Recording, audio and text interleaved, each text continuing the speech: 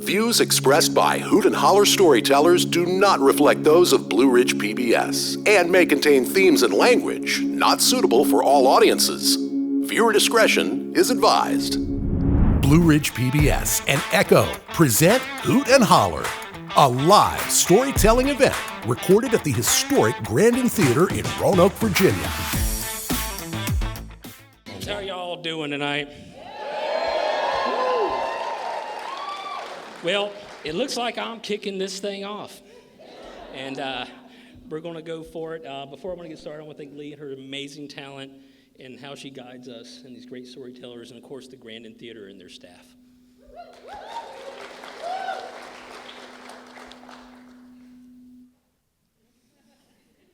To hunt or not to hunt? Sometimes that is the question. I settle in for a late afternoon and evening hunt in a spot by the end of a field where I know deer have been traveling. My blind is not a traditional one, but 2 round bales of hay that I have rolled into position. I sit, waiting and watch the sun on its precarious arch across the sky as it tries to hold a high place in winter, traveling to the shortest day of the year. The light wanes. As dusk approaches, I see a deer coming down the ridge. Could this be the big 8-point buck I have been seeing this season? I raise and steady my rifle, align my scope in that direction, and I move my thumb forward to the safety and ready. And wait for it to step out exactly where I think it will. Unfortunately, it is a big body 4-pointer, aka Forky.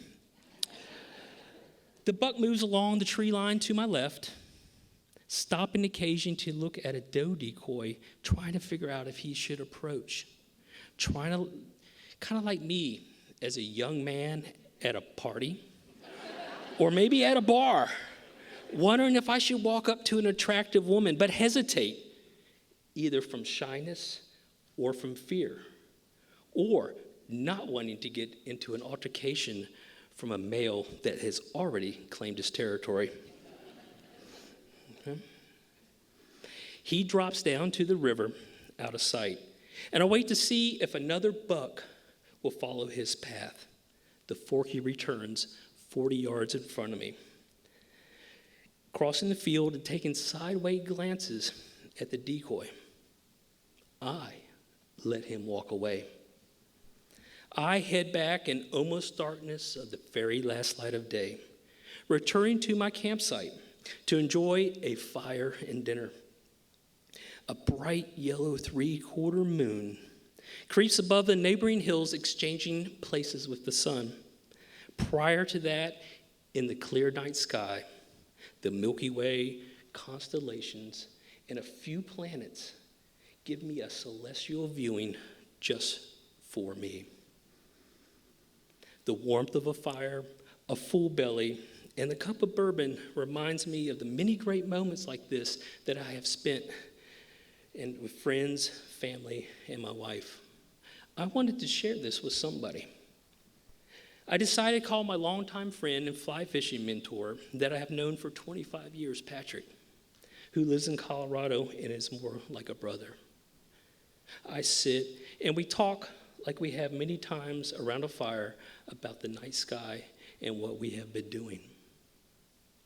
The fire waning and the empty cup signals it is time to prepare for tomorrow and turn in for an early, cold morning. Where I'm hunting in Southwest Virginia is a family farm of a fishing and now hunting buddy, Brad, who introduced me to this place several seasons ago. I have had the privilege of hunting on this land that has belonged to this family since the late 1800s. I have harvested does, turkeys, squirrels, rabbits, doves, but the big bucks have always eluded me. despite my efforts and encounters. Part of my all VIP access is putting up hay in the fall and the spring. With every square bale I toss on the trailer or stack in the barn, I think to myself, that is one more payment for next season. I crawl back into the vehicle and sleeping bag that night, thinking about the next day. What will tomorrow bring? The questions we all ask ourselves as hunters as we drift off to sleep. The early morning alarm goes off, and I peek out of my sleeping bag, and there's ice on the windows from frost. It is always colder on the farm than what is forecasted. So I tuck back in the warmth provided by my bag's loft. It can sometimes be easy to rationalize. Why not to get up in the dark on a frigid morning when you're perfectly comfortable in your own little ecosystem? I reset the alarm, and for the second time, it goes off.